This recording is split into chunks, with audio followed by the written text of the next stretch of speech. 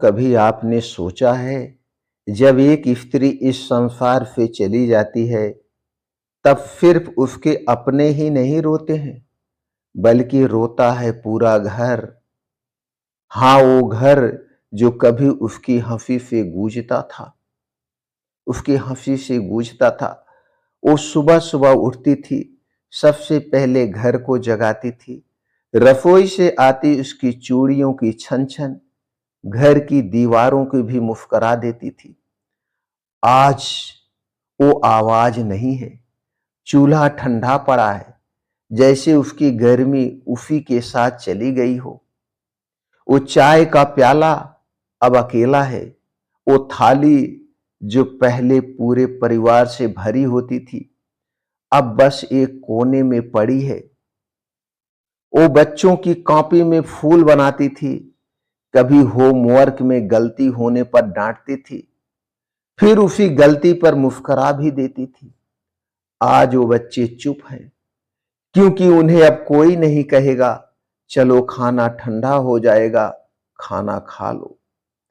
पथ की खामोशी, वो आदमी जो कभी खुद को सबसे मजबूत समझता था आज उस दीवार के सहारे बैठा है जहां कभी वो उसकी चुन्नी टाकती थी।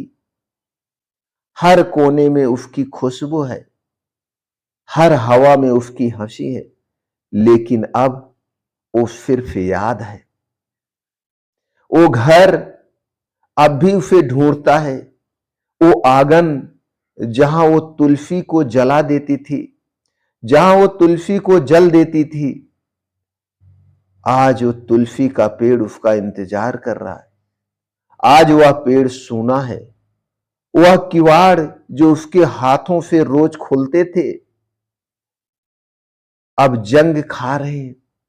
वो बर्तन जो उसके हाथों की खनक से पहचानते थे अब चुप है। यहां तक कि वो बिदिया जो शीशे के सामने रोज मुस्कुराती थी, बिदिया लगाती थी, वो शीशा सुनसान है। अब उस शीशे में सिर्फ सन्नाटा झलकता है।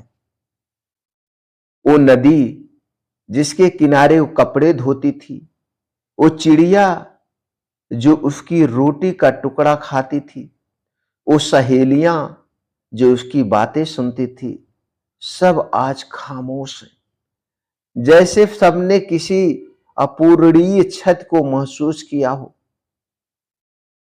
एक स्त्री की मृत्यु सिर्फ एक शरीर का अंत नहीं होती है, वो एक युग का अंत होती है।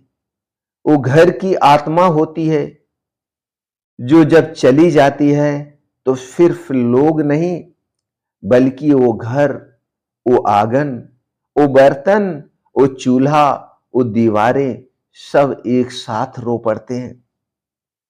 स्त्री सिर्फ घर का हिस्सा नहीं होती है, वो घर की आत्मा होती है।